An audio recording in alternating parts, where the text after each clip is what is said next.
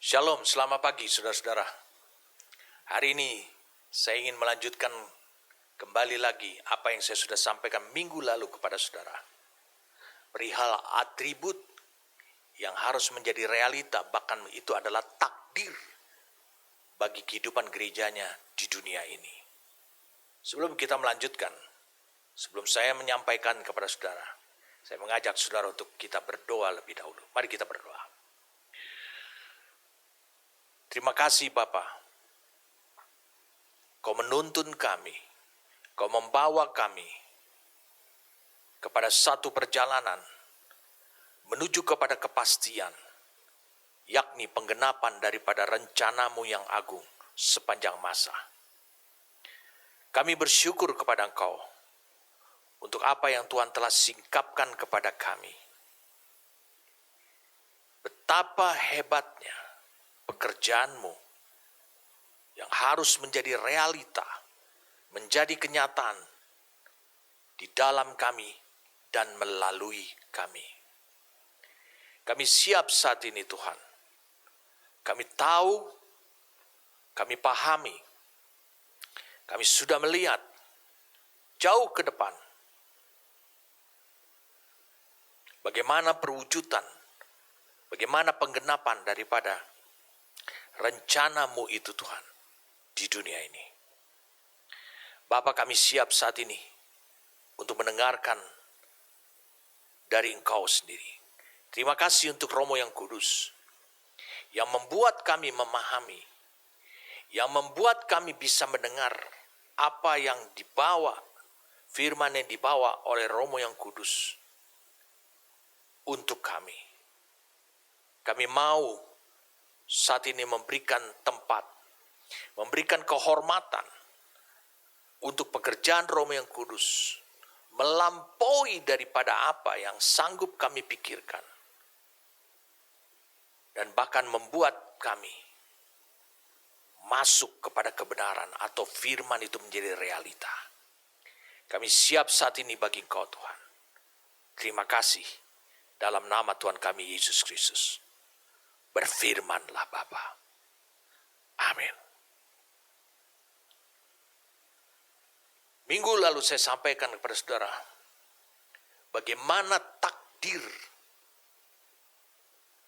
yang terjadi dan menjadi realita bagi Kristus yang lahir 2000 tahun yang lalu. Dan itu adalah takdir yang sama juga yang harus menjadi realita bagi kehidupan gerejanya. Mengapa? Saya sudah jelaskan kepada saudara. Gereja bukan dibangun dari luar kehidupannya Kristus. Tapi gereja itu sudah ada dalam kehidupan Kristus. Ketika Kristus memanifestasikan dirinya selama 33,5 tahun di muka bumi ini, gereja ada di dalamnya. Ketika Kristus mati di kayu salib, Alkitab juga berkata, bukankah kita telah mati bersama dengan Kristus? Berarti gereja juga sudah ada di dalamnya. Ketika Kristus mengalami kebangkitan, Alkitab juga berkata, bukankah kita juga telah turut dibangkitkan bersama-sama dengan Kristus? Jadi gereja sudah ada dalamnya. Kalau begitu,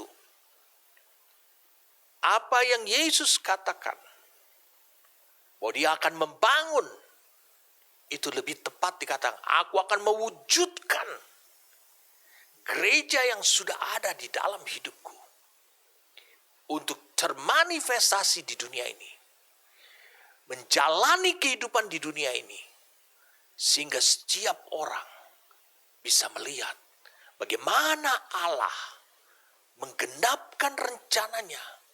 Bagaimana Allah menunjukkan bahwa rencananya itu tidak bisa digagalkan oleh siapapun juga.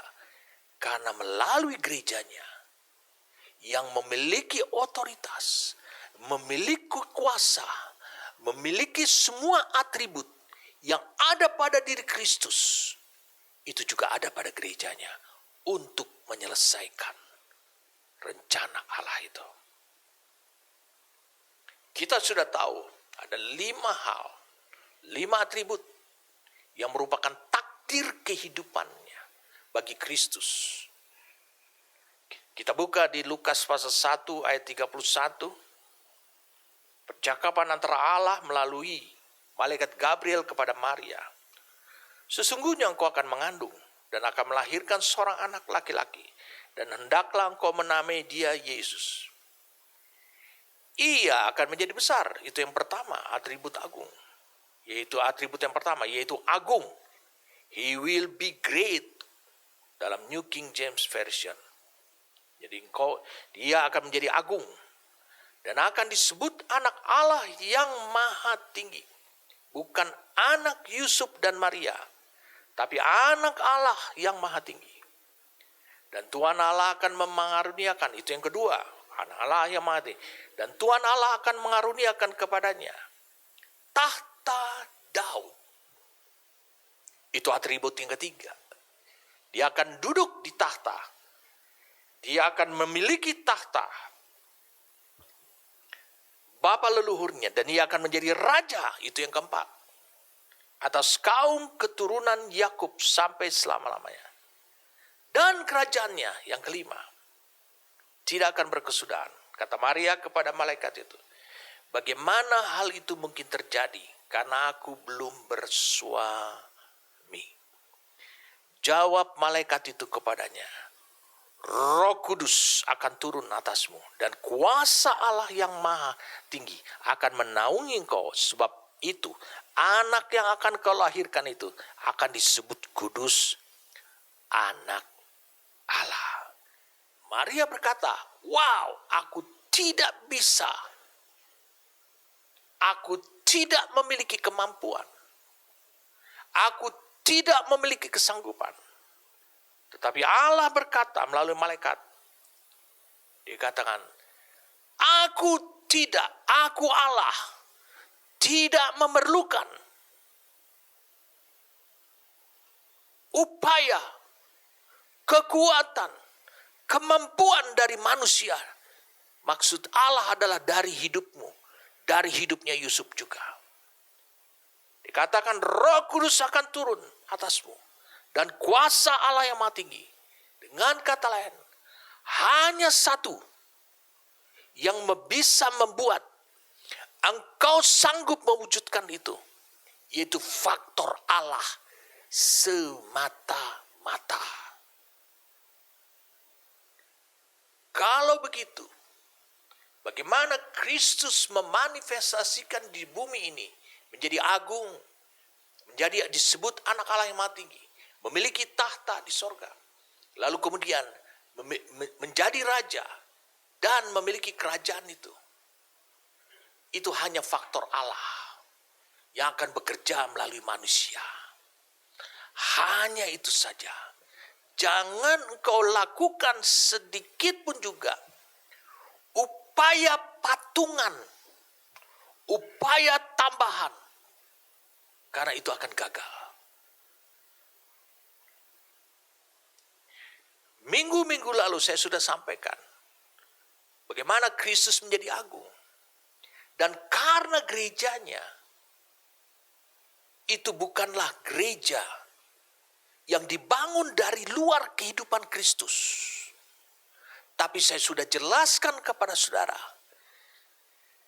ketika Kristus lahir,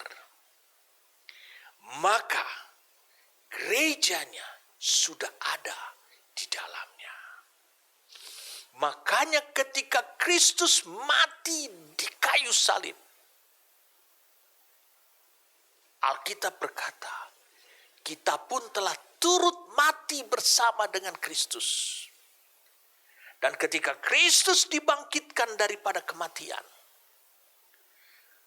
dikatakan oleh Alkitab juga, bukankah kita yang telah mati, kita juga telah dibangkitkan bersama-sama dengan Kristus. Berarti gerejanya itu ada di dalamnya. Kalau begitu, apa yang dimaksudkan oleh Kristus adalah aku akan membangun.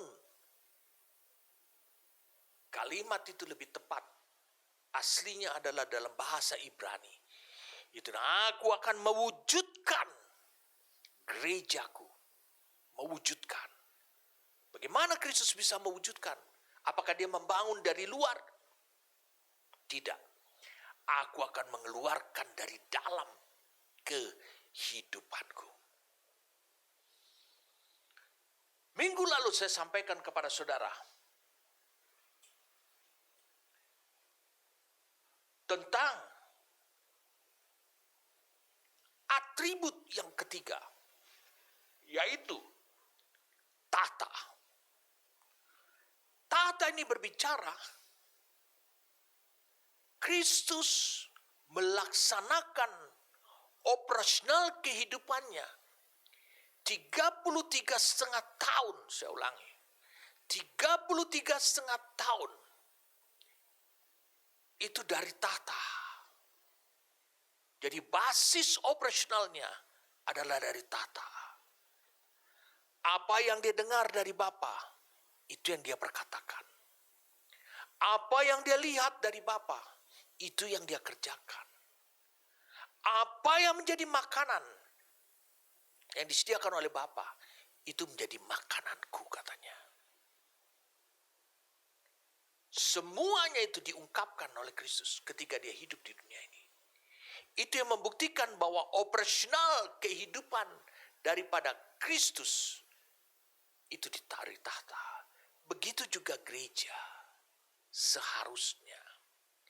Mengapa gereja perlu melakukan operasional kehidupannya, tindakan kehidupannya dengan duduk di atas tahta dan dia melaksanakan semuanya di muka bumi ini adalah atas apa yang dia ketahui, yang dia dapatkan di seputar kehidupan tahta. Mengapa? Karena tahta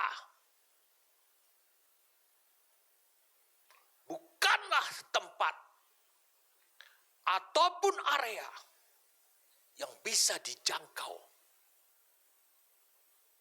oleh setan.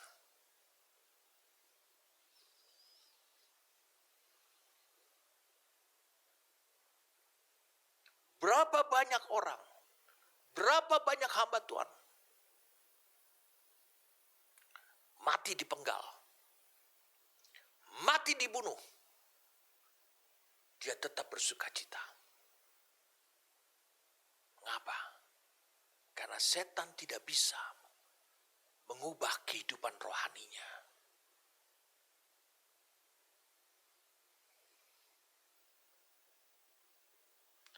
Minggu lalu saya sampaikan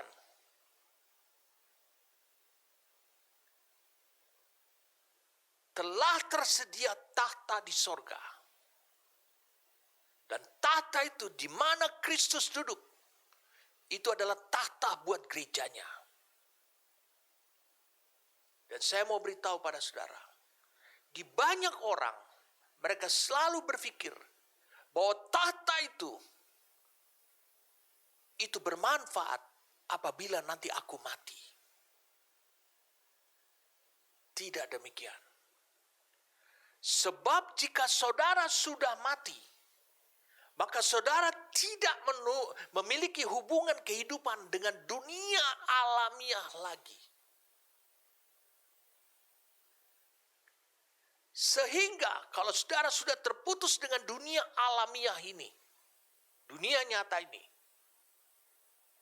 sehingga tujuan Allah di bumi tidak bisa dicapai lagi oleh kehidupan saudara. Karena saudara sudah mati. Jadi dengan demikian, sangat penting sekali bahwa gereja berkedudukan di tahta. Dia menjalankan semua kehidupan di muka bumi ini. Melaksanakan apa saja, mewujudkan apa saja, memperkatakan apa saja dari kedudukannya di tahta. Jadi tahta, saya sudah sampaikan minggu lalu, salah satu tahta adalah otoritas penghakiman dan otoritas pemerintahan. Itu salah satu yang saya sampaikan minggu lalu kepada saudara. Apa arti otoritas penghakiman? Kalau saudara lihat seorang hakim, tentu saudara akan pergi ke pengadilan. Hakim mendengarkan pernyataan, tuntutan dari jaksa, dan bagaimana si terdakwa menimpalinya, menjawabnya, berargumentasi. Dan hakim mendengarkannya. Mungkin dia bertanya. Tetapi ingat, semuanya itu akan berakhir apabila hakim memberikan keputusannya. Jadi gereja memiliki otoritas penghakiman dan otoritas pemerintahannya. Apa artinya buat kita? Gereja memiliki kesanggupannya Allah untuk memutuskan hal yang benar dan yang tidak benar. Itu otoritas penghakimannya. Setiap hakim ketika dia segera memberikan keputusannya, maka dengan segera eksekusi atau pelaksanaan itu dibuat menjadi realita. Kalau begitu, perihal tahta ini sangat penting sekali.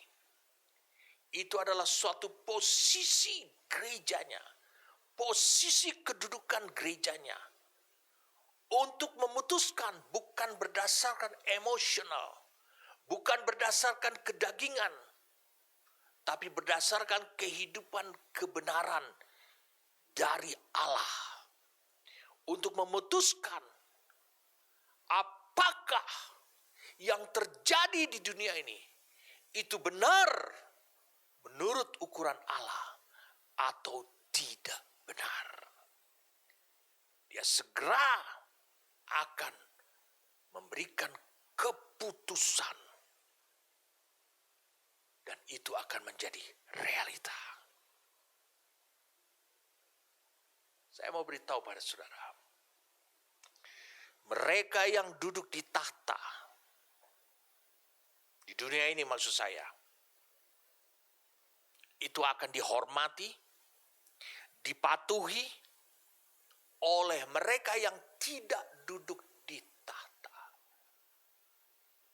Saudara bisa lihat pada kerajaan-kerajaan yang terdahulu.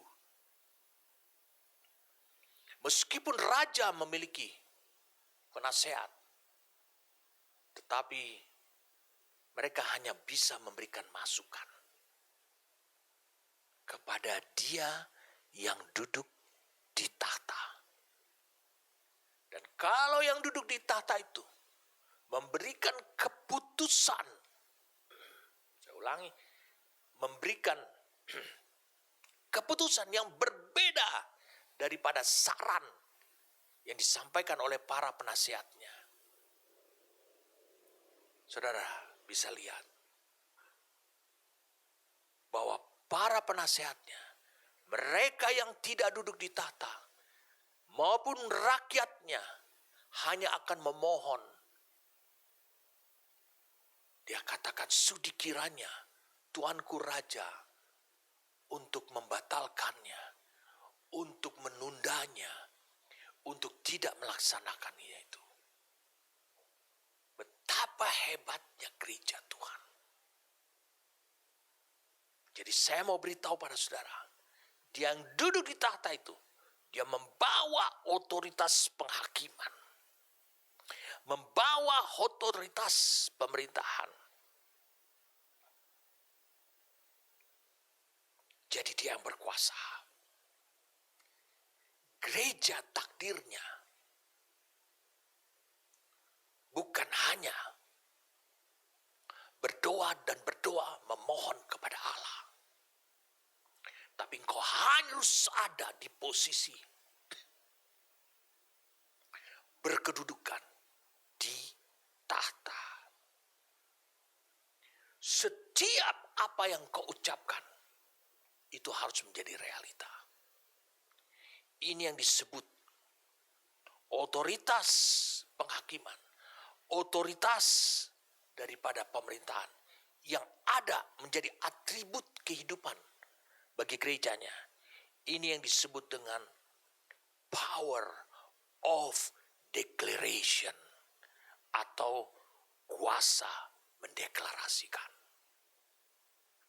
Matius 16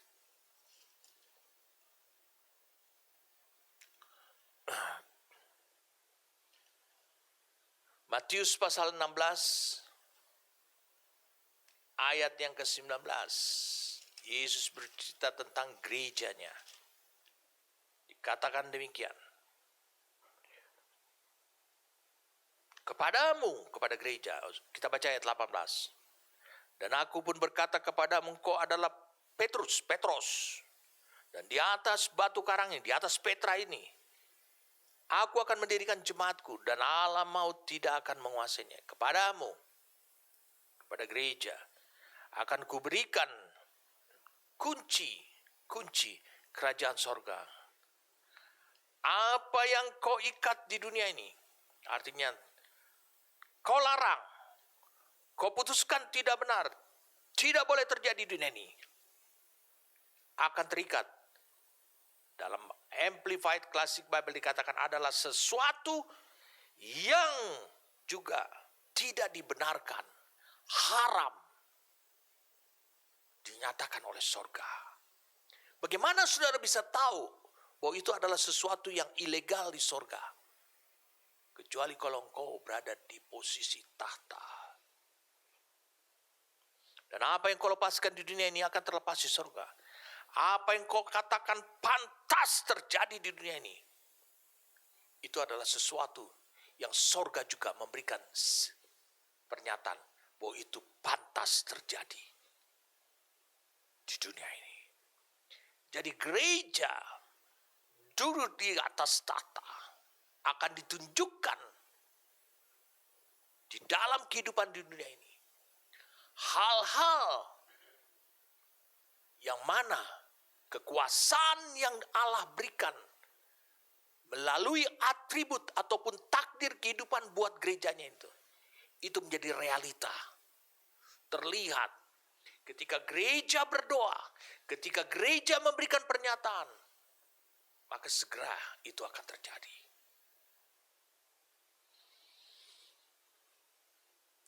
Itu berbicara tentang atribut yang ketiga, yaitu tentang tahta. Gereja berkedudukan di atas tahta, melakukan operasional kehidupan di dunia ini, di tengah bangsa-bangsa yang belum mengenal Allah, bahkan yang menjadi musuh bagi Allah. Operasional kedudukannya adalah di tahta. Saya ingin melanjutkan kepada saudara dari Lukas 1 ayat 32-33 tadi. Atribut yang keempat. Atribut yang keempat adalah, dia bilang anak ini akan menjadi raja. Jadi atribut yang keempat yang akan dimiliki oleh gerejanya, yang harus menjadi realita terlihat dalam sikap hidup gerejanya, adalah sebagai raja. Gereja itu dibangun artinya dengan memiliki nilai-nilai kehidupan yang sama dengan seorang gereja atau seorang raja. Itu yang Yesus wujudkan. Terlihat dari kekuasaan, terlihat dari otoritasnya.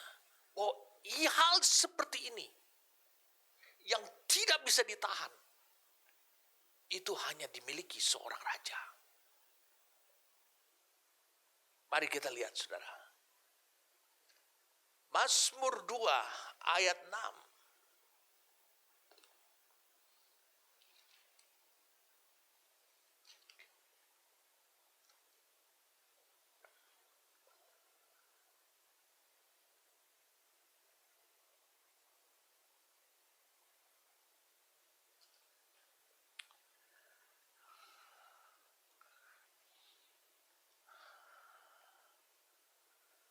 Akulah yang telah melantik rajaku di Sion. Dikatakan di Sion atau dari Sion. Gunungku yang kudus. Ayat ini berbicara tentang Yesus, Mesias. Kristus dilantik. Itu dalam kehidupannya Sion, yaitu gerejanya. Dengan demikian, saya mau beritahu pada saudara, catat ini. Atribut gereja sebagai raja. Berarti raja itu, yang pertama adalah raja itu dilantik. Meskipun dia sudah tercatat sebagai keturunan raja, tapi tidak otomatis dia menjadi raja. Ini poin penting buat saudara. Saya baru berbicara poin pertama, supaya saudara mendapat gambaran tentang kata raja dilantik, meskipun dia keturunan raja. Mengapa harus dilantik? Ini adalah gambaran rohani, adalah perkenanan atas kepribadiannya orang tersebut. Karena dia memenuhi syarat, memenuhi ketentuan daripada undang-undang ataupun hukum pemerintahan raja yang lebih tinggi daripada dia. Kalau kita tahu di dunia ini, sebelum ayahnya sang raja mungkin memiliki 7 anak dari istrinya, dari sang ratu. Tapi tidak semuanya dari 7 anak ini. Begitu juga Daud. Daud memiliki banyak anak. Lebih dari 20-an. Tetapi dia memilih Salomo atas petunjuk Tuhan. Meskipun Salomo masih muda, meskipun Salomo tidak segagah daripada kakak-kakaknya, tapi dia memilih Salomo. Mengapa? Perlu ada perkenanan. Gereja yang merupakan kumpulan orang percaya, tidak semuanya akan disebut gereja. Tetapi mereka yang diperkenan dari kepribadiannya, mereka akan digabungkan. Disebut adalah raja atau gerejanya. Dan ini adalah kedaulatan daripada raja yang di atasnya. Ini adalah kedaulatan daripada Bapa di sorga. Untuk memilih seperti Mazmur 2 ayat 6. Siapa yang dilantik sebagai raja? Mungkin saudara agak sedikit berpikir. Meskipun raja adalah penguasa turun-temurun. Jadi kerajaannya, raja. Posisi raja itu bisa turun-temurun. Atau dari generasi ke generasi. Mereka bisa memegang kekuasaan pemerintahan. Melalui hak lahir atau warisan. Tetapi ketika diangkat ke tahta, ingat, itu adalah hasil pilihan raja sebelumnya atau yang lebih tinggi daripadanya. Itu sebabnya mereka harus dilantik. Dilantik keturunan raja itu melalui pemilihan, dipilih, dan siapa yang diperkenan. Saudara mungkin kaget mendengarkan pernyataan saya ini. Yesus itu satu-satunya dan sampai hari ini posisinya tidak pernah bisa digeser. Tidak pernah ada orang nomor 2. Yesus itu terlahir sebagai raja. Saya ulangi, Yesus itu terlahir sebagai raja. Salomo tidak terlahir sebagai raja, tapi dia sudah ditakdirkan akan menjadi raja. Tapi Yesus itu satu-satunya sampai hari ini. Dia terlahir sebagai raja, bukan sebagai pangeran. Jadi dia merupakan satu-satunya manusia yang dilahirkan langsung sebagai raja. Saudara tentu tidak percaya. Mari kita lihat Matius pasal yang kedua. Supaya saudara tahu, kita kembali lagi kepada perayaan Natal kita. Supaya ingatan saudara lebih segar lagi terhadap perayaan Natal itu. Matius pasal yang kedua. Ayat yang pertama, sesudah Yesus dilahirkan di Betlehem di tanah Yudea pada zaman Raja Herodes. Datanglah orang-orang Majus dari timur ke Yerusalem dan bertanya-tanya, di manakah dia raja orang Yahudi yang baru dilahirkan itu? Kami telah melihat bintangnya di timur dan kami datang untuk menyembah dia. Ketika Raja Herodes mendengar hal itu, terkejutlah ia beserta seluruh Yerusalem. Maka dikumpulkannya semua imam kepala dan ahli Taurat bangsa Yahudi. Lalu dimintanya keterangan dari mereka di mana Mesias akan dilahirkan. Mereka berkata kepadanya setelah mereka melihat dari kitab, adalah kitab Mika. Mereka berkata kepadanya, di Betlehem di tanah Yudea. Karena demikianlah ada tertulis dalam kitab Nabi. Dan kau Betlehem tanah Yehuda, kau sekali-sekali bukanlah yang terkecil di antara mereka yang memerintah Yehuda.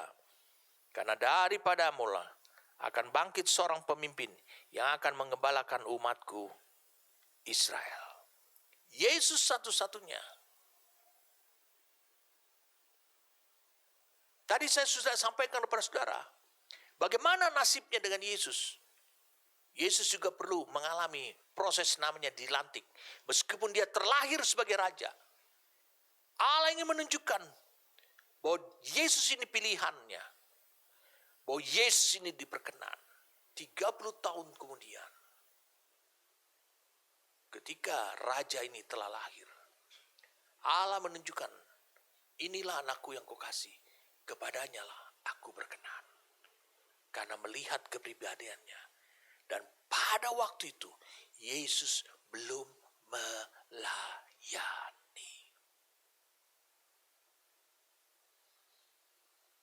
Ada lagi salah satu cerita yang membuat saudara terheran. Herodes ketika Yesus lahir, karena itu tertulis dalam kitab Mika, dia berupaya untuk membatalkan, menggagalkan firman Tuhan tersebut. Ada lagi satu cerita tentang orang di luar sana. Pontius Pilatus menemukan di Yohanes pasal yang ke-18. Mari kita lihat Yohanes pasal yang ke-18. Pontius Pilatus, gubernur di tanah Yudea dari pemerintahan Kaisar Roma, berbicara kepada Yesus. Dan Pontius Pilatus menemukan bahwa Yesus sebagai raja dari kerajaan yang tidak memiliki kepentingan yang sama dengan Kaisar Roma. Pontius Pilatus juga menemukan bahwa Yesus memang betul raja,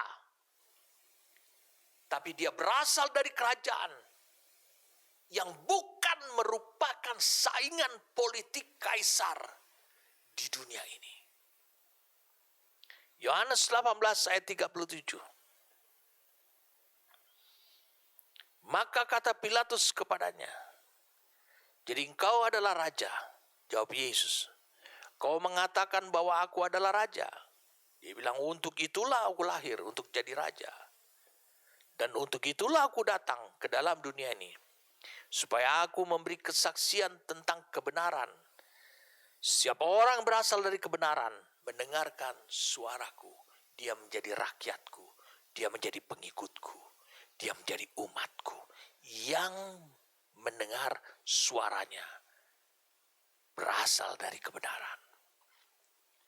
Dengan demikian, kata Pilatus kepadanya, apakah kebenaran itu? Sesudah mengatakan demikian, keluarlah Pilatus dan lagi mendapatkan orang-orang Yahudi dan berkata kepada mereka, aku tidak mendapati kesalahan apapun padanya. Pada Pontius Pilatus sudah melihat, dia raja, dia tidak membahayakan kaisar. Dia tidak membahayakan semua pemerintahan dunia ini. Pada saat Yesus berkata demikian, di dalam posisi yang diakui oleh kerajaan dunia ini, bahwa dia adalah sebagai raja.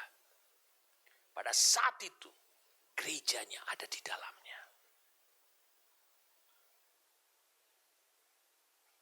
Jadi dengan demikian, saudara, bisa lihat, seharusnya dunia ini mencintai gerejanya. Karena kerajaan yang kau bawa itu tidak pernah mengganggu-gugat pemerintahan yang ada. Dan bukan bersaing. Saya mau supaya saudara bisa mengerti tentang kebenaran ini. Saya ajak kita untuk bisa melihat Roma pasal 9.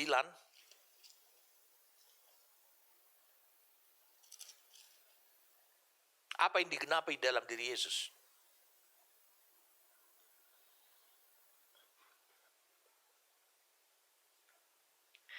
Mulai ayat 6, akan tetapi firman Allah tidak mungkin gagal, sebab tidak semua orang yang berasal dari Israel adalah orang Israel.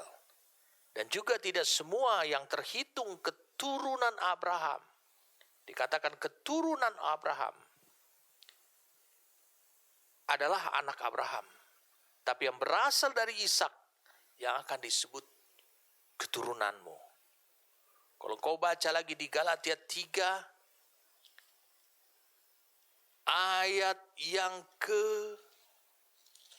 Galatia pasal yang ketiga.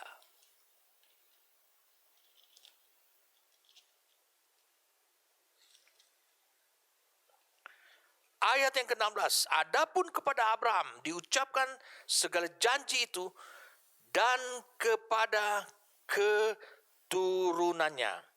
Tidak dikatakan kepada keturunan-keturunannya seolah-olah dimaksud banyak orang, tetapi hanya satu orang. Dan kepada keturunanmu itu, yaitu Kristus.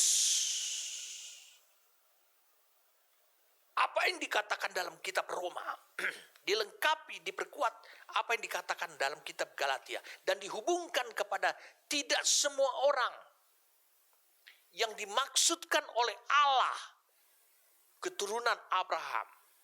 Sekarang kita lihat apa maksud daripada tujuan akhir daripada firman itu. Mari kita lihat sama-sama sekarang apa yang terjadi pada diri Abraham pada waktu itu. Di Kejadian pasal yang ke-17. Kejadian pasal yang ke-17.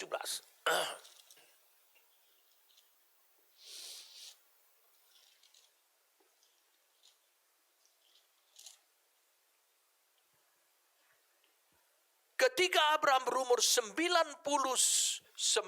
tahun, maka Tuhan menampakkan diri kepada Abraham dan berfirman kepada, akulah Allah yang Maha Kuasa, El Shaddai.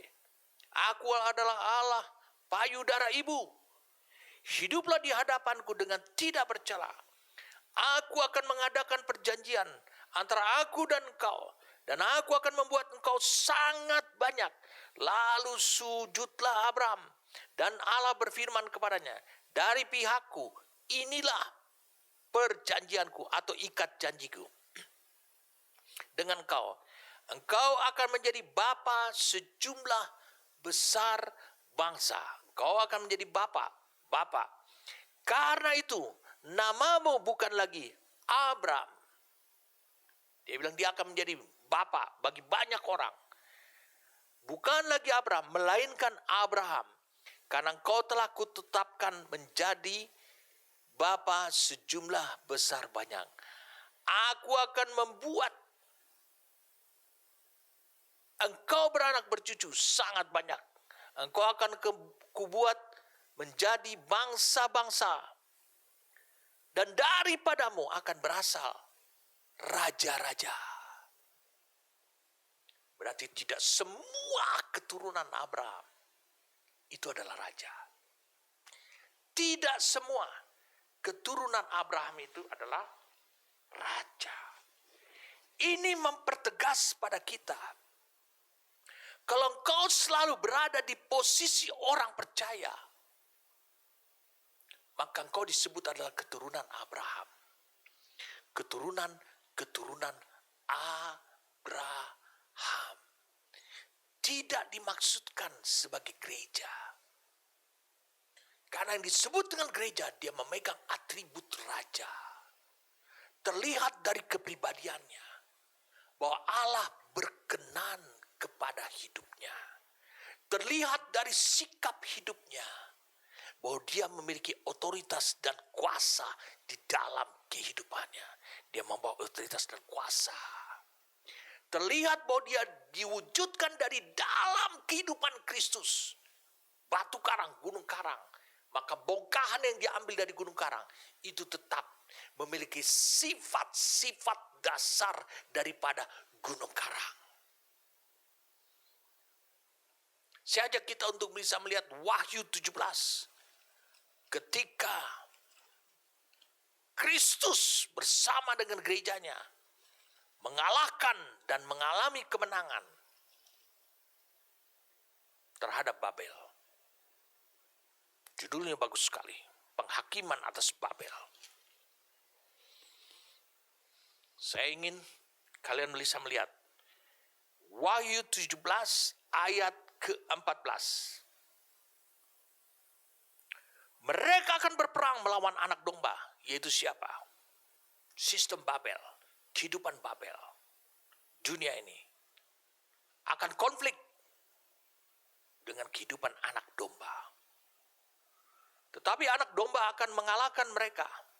Karena ia adalah Tuhan di atas segala Tuhan dan Raja di atas segala Raja. Raja yang mana nih? Mereka bersama-sama dengan dia. Jadi mereka yang bersama-sama dengan Kristus. Siapa itu? Gereja. Karena ada dari dalam.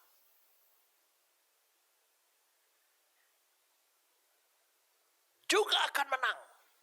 Wah, saya suka kata menang. Juga akan menang. Yaitu mereka yang terpanggil, terpilih, atau dipilih, dan yang setia. Kalau dalam bahasa Yunaninya, mereka yang terpanggil, di sini digunakan kata klektos. G2822, saya akan jelaskan kepada saudara. Terpilih, jadi tidak cukup hanya dipanggil. Terpilih digunakan kata elektos. G1588. Lalu kemudian dikatakan adalah mereka bersama-sama dengan dia juga yang akan menang, yaitu mereka yang terpanggil dan yang dipilih, yang telah dipilih atau terpilih, dan yang setia. Pistos. Oke, saya tidak akan bahas pistos. Karena pistos itu berbicara tentang setia. Bahasa Inggrisnya faithful. Itu berbicara tentang manifestasi daripada imanmu. Sehingga kau teguh mengikuti dia terus menerus. Katakan menang. Yang bersama-sama dengan Kristus ini menang. Siapa mereka? Yesus dijuluki raja di atas segala raja. Berarti mereka juga memiliki atribut raja. Itu yang mengakibatkan kemenangan. Kalau kau buka di Wahyu pasal yang kedua, sehingga saudara bisa mengetahui resep, formula bagaimana saudara bisa mengalami kemenangan dalam kehidupan ini. Wahyu pasal kedua.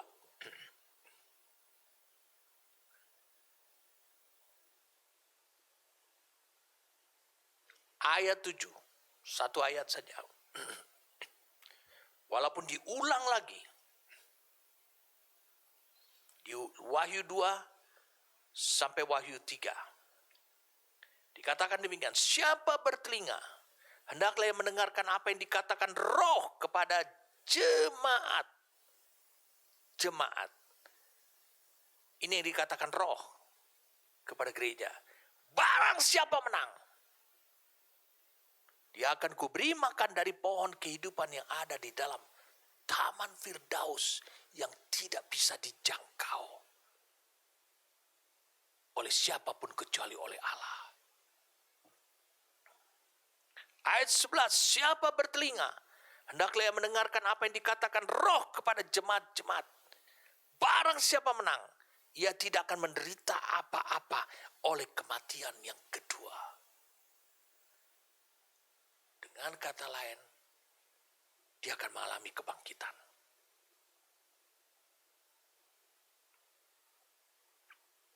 Ayat 17. Siapa bertelinga hendaklah mendengarkan apa yang dikatakan Roh kepada jemaat. Jemaat-jemaat. Barang menang, kepadanya akan diberikan dari mana yang tersembunyi.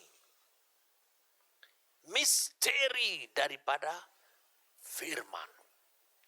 Yang hanya diketahui mana yang tersembunyi itu diletakkan di ruang Maha Kudus. Hanya orang-orang tertentu saja yang bisa menjangkaunya. Dan aku akan mengaruniakan kepadanya batu putih yang di atasnya tertulis nama baru. Batu putih adalah lambang kemenangan. Yang tidak diketahui oleh siapapun selain oleh yang menerimanya. Tetap menjadi misteri. Ayat yang ke-17. Ayat yang ke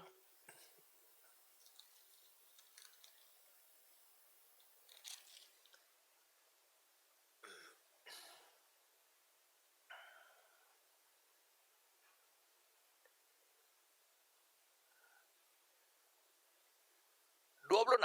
Dan barang siapa menang dan melakukan pekerjaanku sampai kesudahannya, kepadanya akan kukaruniakan kuasa atas bangsa-bangsa.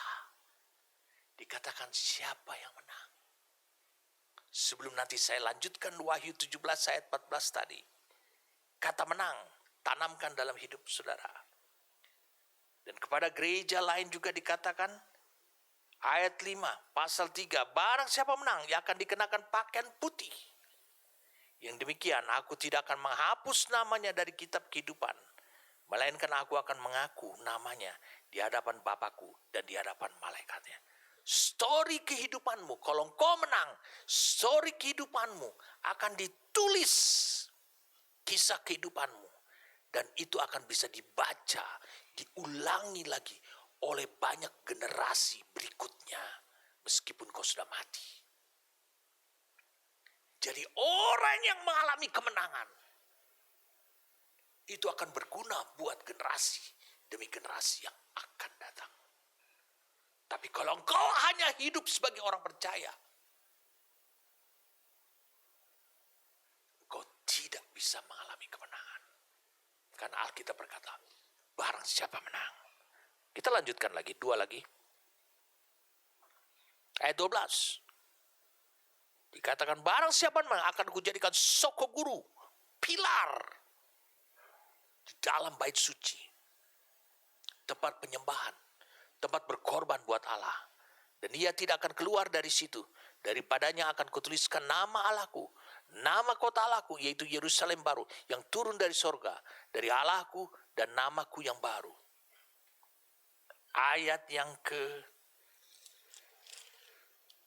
21, yang terakhir, 7 gereja.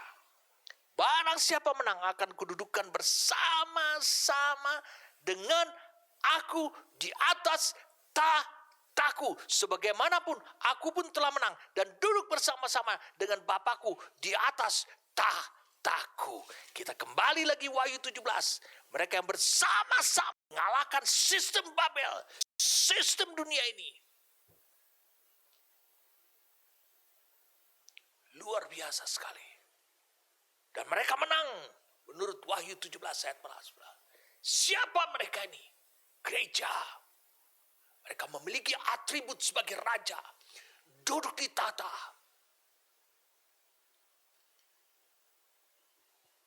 Wah, luar biasa. Apa yang Allah mau tujukan buat gerejanya. Jadi saudara bisa lihat gereja yang terus-menerus bersama dengan Kristus. Gereja yang terus-menerus bersama-sama dengan Kristus.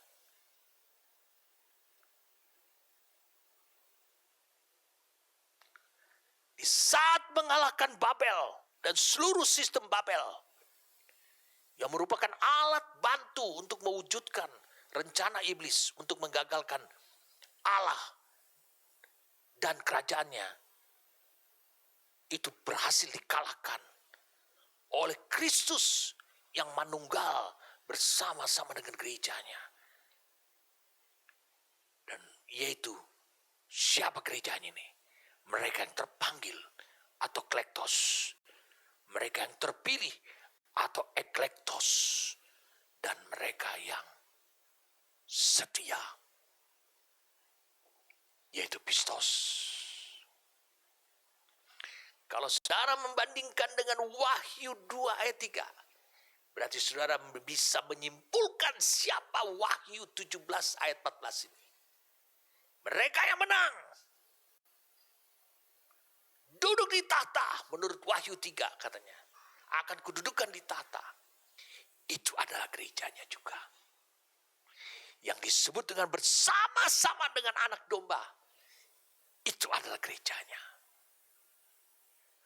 Ini harus menjadi kenyataan dalam kehidupan saudara.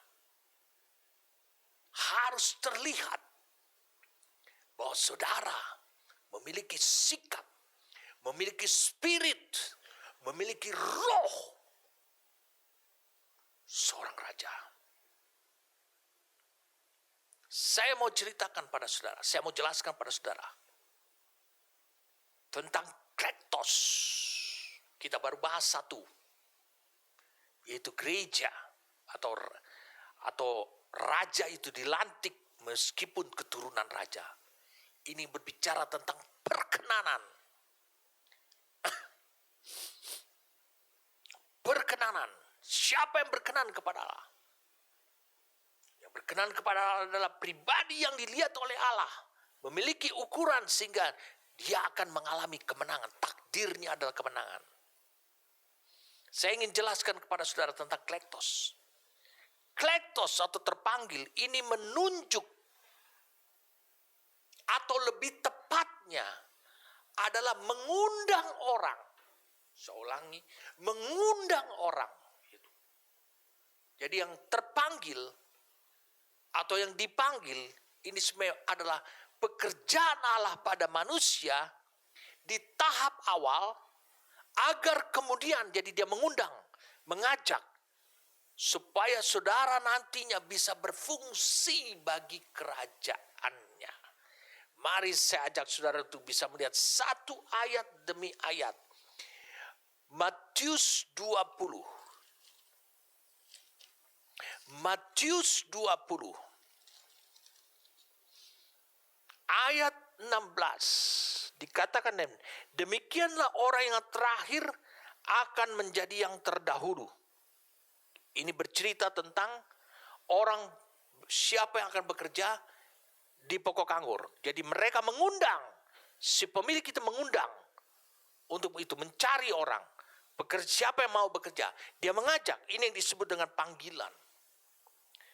Demikianlah orang yang terakhir akan menjadi yang terdahulu. Dan yang terdahulu akan menjadi yang terakhir. Ini berbicara tentang hati-hati lambat responmu atas undangan Allah. Hati-hati lambat responmu. Matius 22 ayat 14. Banyak orang lambat responnya, memiliki alasan berbagai macam. Katakan Matius 22, ini tentang undangan perjamuan kawin seorang raja. Kemudian dikatakan di ayat 14, sebab banyak yang dipanggil, tapi sedikit yang dipilih. Engkau tidak boleh puas hanya dipanggil di posisi dipanggil saja. Engkau tidak boleh puas hanya posisi saudara termasuk yang telah diselamatkan. Karena dikatakan oleh Alkitab, sedikit yang dipilih.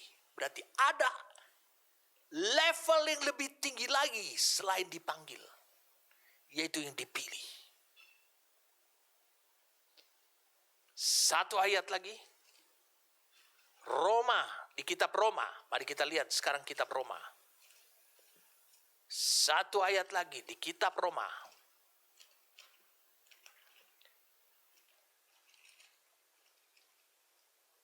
Roma 1.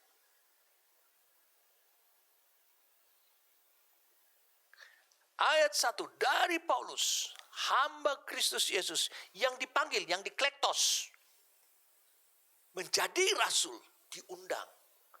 Maukah engkau menjadi rasul? Dan dikuduskan untuk memberitakan Injil Allah.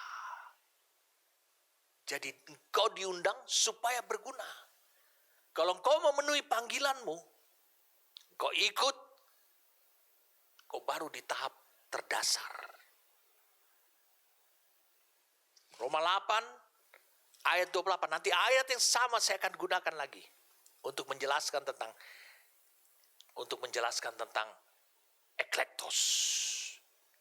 Ini baru eklektos. Roma 8 ayat 28. Kita tahu sekarang bahwa Allah turut bekerja dalam segala sesuatu untuk mendatangkan kebaikan bagi mereka yang mengasihi Dia, yaitu bagi mereka yang terpanggil, yang kletos, sesuai dengan rencananya. Berarti untuk berfungsi bagi rencananya, itu baru undangan. Saudara harus masuk kepada level yang disebut dengan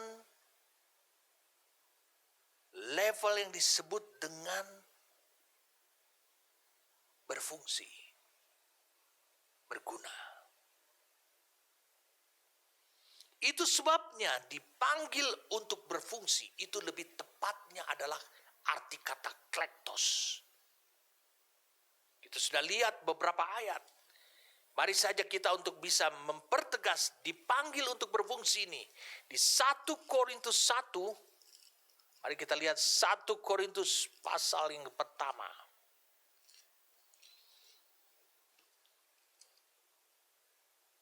Ayat 1. Dari Paulus yang oleh kehendak Allah dipanggil menjadi rasul Kristus Yesus. Jadi dipanggil untuk berfungsi bagi Allah. Itu maksudnya panggilan. Tujuan panggilan adalah di situ.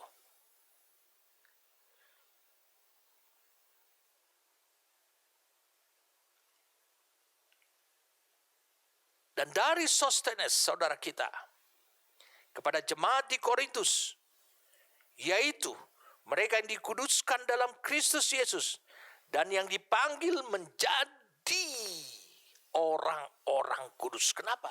Mereka dipanggil, diundang untuk menjadi orang kudus, untuk berfungsi menjadi orang kudus. Dengan semua orang di segala tempat yang berseru kepada nama Tuhan kita Yesus Kristus, yaitu Tuhan mereka dan Tuhan kita. Kalau engkau baca lagi di ayat yang ke-24. Tetapi untuk mereka yang dipanggil, ini yang kletos, baik orang Yahudi maupun orang bukan Yahudi, Kristus adalah kekuatan Allah dan hikmat Allah.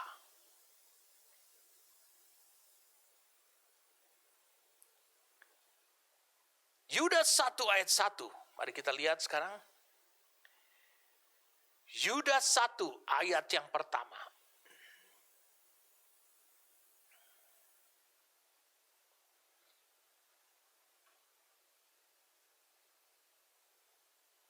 Dari Yudas hamba Kristus, hamba Yesus Kristus, dan saudara Yakobus kepada mereka yang terpanggil, yang dikasihi dalam Allah Bapa, dan yang dipelihara untuk Yesus Kristus.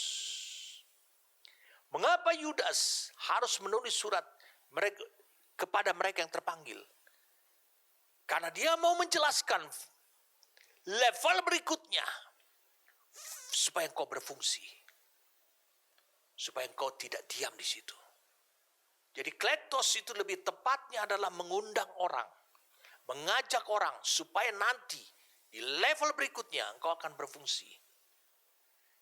Diundang oleh Allah melalui pemberitaan Injil. Saudara diselamatkan. Memperoleh keselamatan yang kekal dalam kerajaan Kristus. Kalau begitu, saya perlu segera menjelaskan kepada saudara. Eklektos itu menunjuk pada apa? Eklektos ini lain dengan kletos. Eklektos ini adalah di dalam 1 Petrus 1, saya ulangi 1 Petrus 1. Saudara lebih jelas apa yang diungkapkan oleh Rasul Petrus. 1 Petrus 1 ayat yang kedua. Yaitu orang-orang yang dipilih. Dia bilang sesuai dengan atau sesuai berpadanan. Engkau dipilih. Siapa yang mau? Siapa yang cocok? Berarti ini adalah upgrade daripada kehidupan orang-orang yang tadi telah dipanggil. Dari yang dipanggil, siapa yang mau? Siapa yang cocok? Itu yang disebut dipilih. Untuk apa?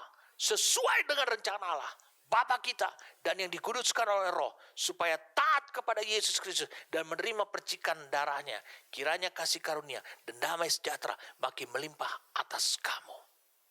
Jadi orang-orang yang terpilih sesuai rencananya, berarti setelah melalui seleksi, karena di Matius tadi udah dijelaskan, banyak yang terpanggil, sedikit yang terpilih.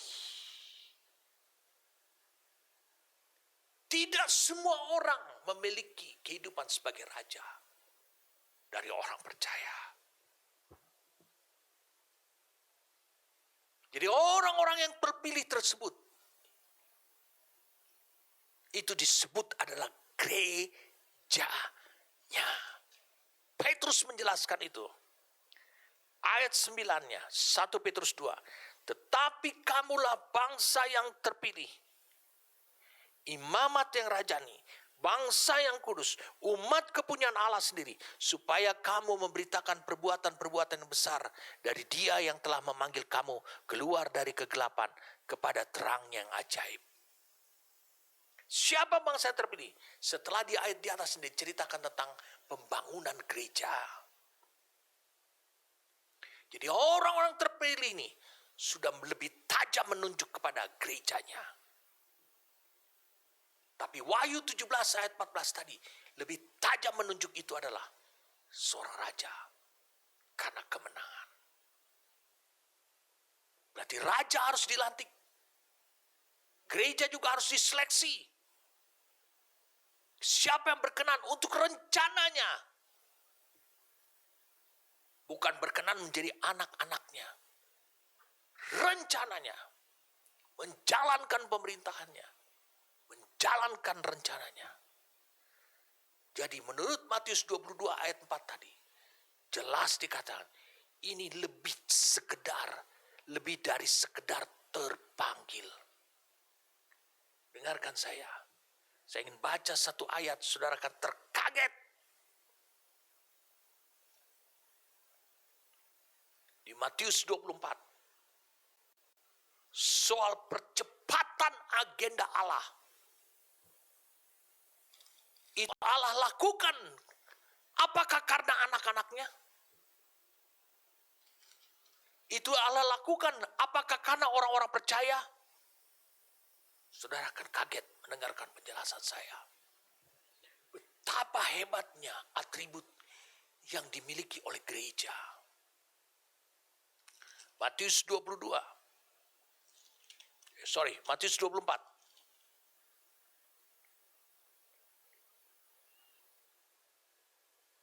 Dari ayat 1 sampai ayat 21.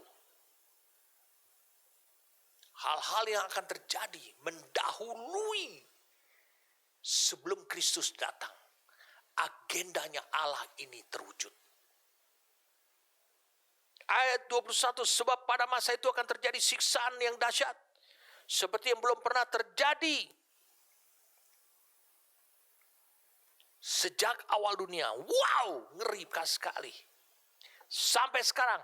Dan yang tidak akan terjadi lagi. Ayat 22, perhatikan baik-baik.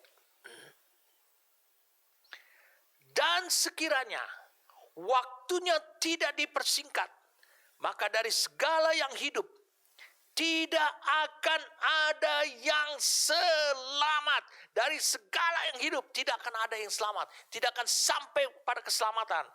Akan tetapi oleh karena orang-orang pilihan waktu itu. Siapa ini? Orang-orang yang eklektos. Karena gerejanya itu alasan Allah. Bukan karena mereka yang belum selamat itu. Bukan karena orang-orang percaya. Bukan karena orang-orang lain. Bukan karena bangsa-bangsa. Allah tidak peduli. Allah punya agenda. Allah ingin mewujudkan agenda. Tapi dikatakan semuanya itu. Dia lakukan percepatan. Lebih awal daripada semestinya. Kenapa? Karena orang-orang pilihan. Orang-orang eklektos.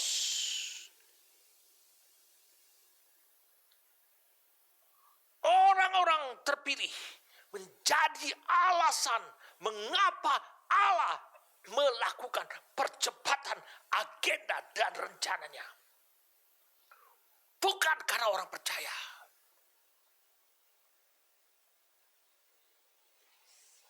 Kenapa? Karena optimisnya Allah. Karena orang terpilih adalah orang yang sudah ditakdirkan menang.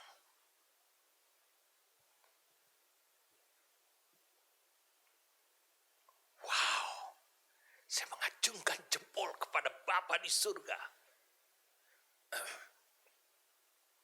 Kalau kau upgrade dirimu, itu akan melahirkan percepatan agenda Allah.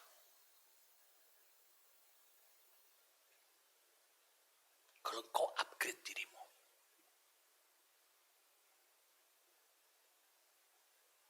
Thayer, Mons, dan Strong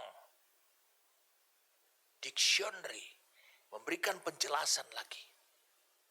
Apa arti eklektos ini? Supaya saudara mengerti Matius 24 ayat 22. Mari saja kita dulu membaca dulu. Markus 13 ayat Markus 13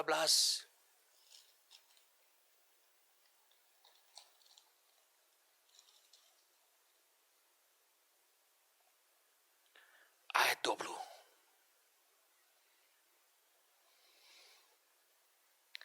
Dan sekiranya Tuhan tidak mempersingkat waktunya, maka dari segala yang hidup tidak akan ada yang selamat. Akan tetapi oleh karena, jadi yang alasannya adalah bukan karena supaya dari segala yang hidup itu, bukan. Akan tetapi oleh karena, ini merupakan alasannya. Karena orang-orang pilihan yang telah dipilihnya, Tuhan mempersingkat waktunya. Kalau saudara upgrade dirimu, engkau mewujudkan diri dari dalam kehidupan Kristus. Ambil cat yang sama. Hidup menurut ciptaan baru. Meskipun kau masih memiliki ciptaan lama, tapi kau tidak hidup di situ lagi. Namun aku hidup, tapi bukan lagi aku sendiri yang hidup, melainkan Kristus yang hidup Biarkan dia mewujudkan dirinya melalui aku menjadi gerejanya. Ketika engkau upgrade dirimu dari diundang menjadi yang terpilih dan yang setia, maka dengan demikian engkau memberikan percepatan.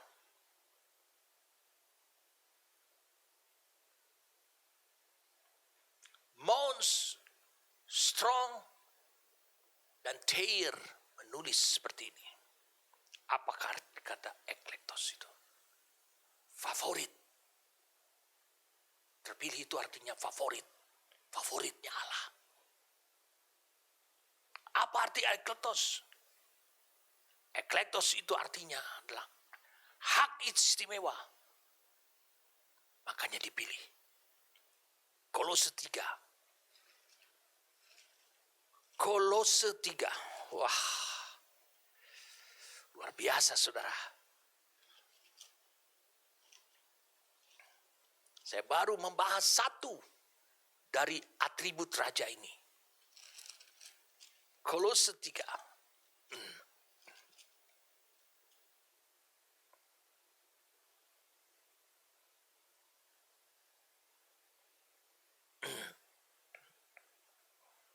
Ayat 12. Karena itu sebagai orang-orang pilihan Allah yang dikuduskan dan dikasihinya, kenakanlah belas kasihan, kemurahan, kerendahan hati, kelemah lembutan, dan kesabaran.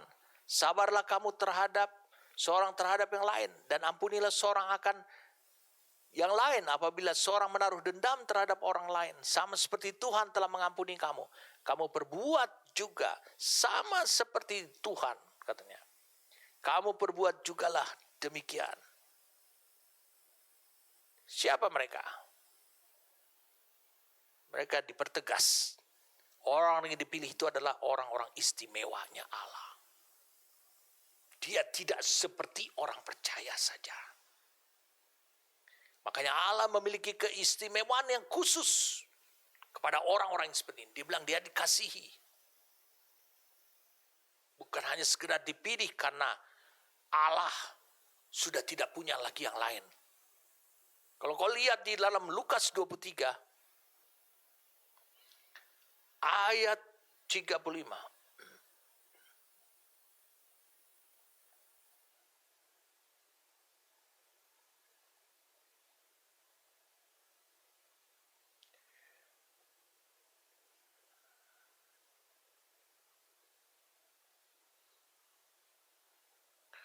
Orang banyak di situ melihat semuanya dan pemimpin-pemimpin mengejek dia waktu Yesus disalib. Orang lain ia selamatkan. Biarlah sekarang ia menyelamatkan dirinya sendiri. Jika ia adalah Mesias, orang yang dipilih Allah. Betulkah Yesus yang disalib itu adalah Mesias? Ya. Berarti dia adalah orang yang dikasihi oleh Allah. Banyak orang mencari. Tuhan, apakah engkau mengasihi aku? Upgrade dirimu.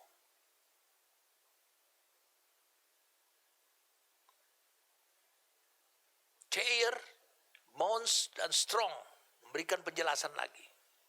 Di 1 Tesalonika 5 ayat 21. 1 Tesalonika 5.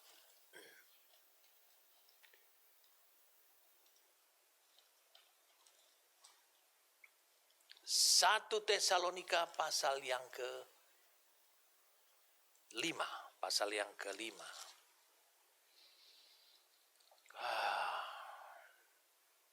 Ayat yang ke-21.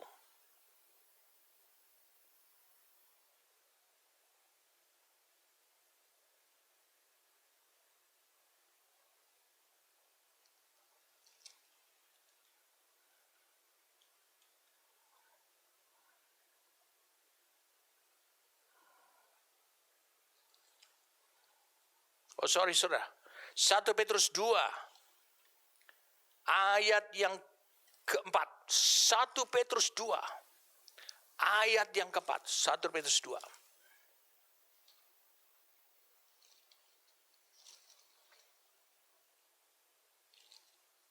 Ya. Dan datanglah kepadanya batu yang hidup itu, yang memang dibuang oleh manusia, tapi yang dipilih dan dihormati atau berharga. Dihormati di hadirat Allah. Precious. Bahasa New King James Version adalah precious. Dan biarlah kamu juga, ayat yang ke-6. Sebab ada tertulis dalam kitab suci, sesungguhnya aku meletakkan di Sion sebuah batu yang terpilih. Makanya dia batu terpilih. Sebuah batu penjuru yang mahal. Makanya dia precious. Berharga. Dan siapa yang percaya kepadanya tidak akan dipermalukan. Dipilih. Teirmans dan Strong memberikan penjelasan. Ini membuka cara pandang saudara. Yaitu adalah berharga. Dipilih itu adalah diseleksi. Dipilih itu adalah artinya ditinggikan. Diagungkan. Saudara bisa pahami sekarang. Kalau raja dilantik, kau tahu apa yang berkenan kepada Allah. Kau harus mengalami dipanggil, dipilih, dan setia. Betapa dahsyatnya kalau kau tidak hidup di level hanya dipanggil saja. Dipanggil untuk engkau berguna. Dipanggil untuk engkau berfungsi. Batu tidak ada arti apa-apa. Hanya untuk mengganjal mobil yang sedang parkir saja. Tetapi batu itu, apabila engkau punya rencana sama seperti Allah untuk membangun sebuah rumah, maka batu itu akan berguna sebagai bagian daripada perwujudan daripada suatu rumah. Allah menginginkan atribut ini menjadi kenyataan dalam hidup saudara. Ketika saudara upgrade hidup saudara dari orang yang dipanggil, dari orang yang diundang oleh Allah melalui Injilnya, dan saudara hidup di situ, tapi engkau menyambut panggilannya, mengupgrade dirimu, dan terbukti dalam kehidupanmu engkau mengalami kemenangan demi kemenangan. Salah satu kemenangan yang paling nyata dalam hidup saudara, saudara menang terhadap sistem Babel yang sekarang sedang merajalela. Wahyu 17 ayat 14. Ini menunjukkan bahwa di dalam hidup saudara ada atribut raja. Selama masa pandemi ini, saya berdoa kepada saudara, Allah menunjukkan kepada saudara siapa yang harus perlu ditolong, siapa yang harus yang menjadi kenyataan yang saya lihat sendiri. Mereka hidup dengan penuh kekhawatiran, mereka hidup ditindas oleh sistem dunia ini. Apa-apa selalu mereka hubungkan, aku nggak punya uang. Adalah uang sebagai solusinya. Untuk menolong orang lain, aku nggak punya uang. Dia berpikir bahwa uang itu satu-satunya. Saya ulangi, bahwa uang itu dia lihat satu-satunya adalah cara untuk menolong orang lain. Yesus nggak punya uang, tapi punya banyak. Dia adalah hikmat Allah untuk menolong orang lain, bahkan menolong bangsa-bangsa. Kalau engkau hidup dari kemenangan kepada kemenangan, engkau disebut adalah gereja yang membawa atribut raja, duduk di atas tahta. Maka apa yang Allah lakukan? Allah Bapa akan segera memutuskan, aku sekarang punya alasan. Aku punya alasan untuk segera menghentikan dengan cepat bencana ini. Bukan oleh karena sudah jutaan orang meninggal dunia karena COVID-19. Bukan karena itu. Aku mempercepat agendaku kepada agenda berikutnya. Aku mempersingkat waktunya kepada rencana penggenapan aku. Rencana agung sepanjang masa itu digenapi. Oleh karena aku telah melihat ada gerejanya. Yaitu orang yang memiliki atribut raja.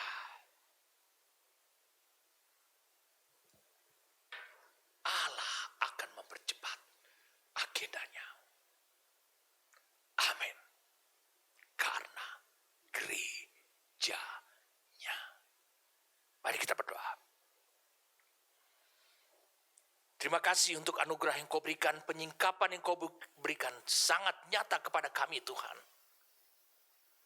Kami bersyukur kepada Engkau untuk apa yang Kau singkapkan kepada kami. Bapa, ini adalah anugerah. Dulu kami buta, sekarang kami bisa melihat. Hamba berdoa kepada setiap orang yang telah dipanggil.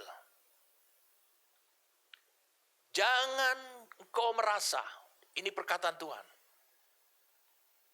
Kau sudah lama hidup dalam gereja, kau setia mengikuti Dia. Kau merasa, kau meyakini, bahkan kau nyaman dalam kehidupanmu. Kau tidak perlu lagi mengupgrade dirimu, naik ke level berikutnya, yang disebut eklektos, dipilih. Orang-orang yang dipilih, itu menunjukkan realita hidupnya, bahwa dia membawa atribut raja yang ada pada diri Kristus di dunia ini. Dia hidup dari satu kemenangan kepada kemenangan. Tidak ada sistem Babel, sistem dunia ini bisa mempengaruhi hidupnya. Saya melihat ada banyak orang,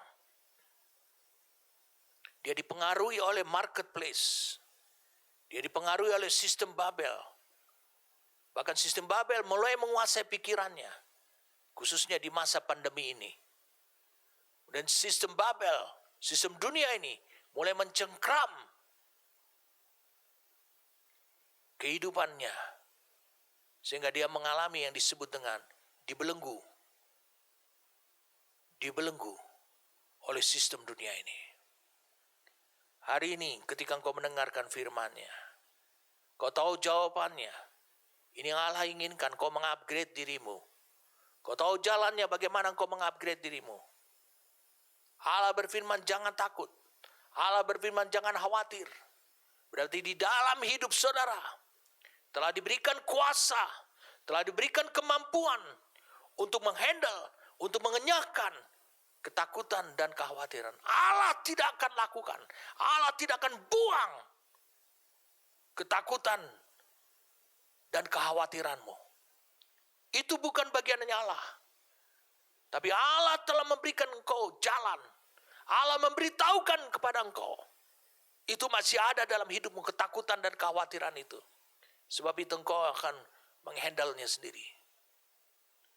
Pencobaan-pencobaan yang kamu alami ada pencobaan biasa yang tidak melebihi kekuatan manusia. Tidak melebihi kekuatan manusia. Allah telah menyediakan kekuatan dalam hidup saudara. Kau dicobai masih di bawah daripada kekuatan itu. Itu sebabnya kau harus bisa menghandle-nya. Setelah kau menghandle-nya, melenyapkan ketakutan itu, yang tidak beralasan itu, kekhawatiran itu, segera kau mengenakan atribut raja ini. Upgrade dirimu. Kau akan berjalan dari satu kemenangan kepada kemenangan. Kau akan menjadi contoh, menjadi tanda yang heran. Engkau akan menjadi keagungan. Bapa, terima kasih untuk anugerah yang kami berikan ini. Hamba melihat sendiri betapa banyaknya orang-orang seperti itu. Dan hamba berdoa untuk mereka. Kiranya apa yang kau singkapkan pada hari ini, itu akan membuka pada mereka jalan untuk menyelamatkan hidup mereka. Daripada ketakutan, kekhawatiran, daripada dibelenggu oleh pada sistem Babel, sistem dunia ini. Terima kasih untuk anugerah yang kau berikan kepada gereja. Terima kasih untuk kuasa yang kau berikan kepada gerejanya. Terima kasih karena kami memiliki kedudukan di tahta. Dan kami memiliki atribut sebagai raja. Kami bersyukur padamu Tuhan. Terpujilah namamu. Dalam nama Tuhan kami Yesus Kristus. Amin, amin, amin, amin, amin, amin.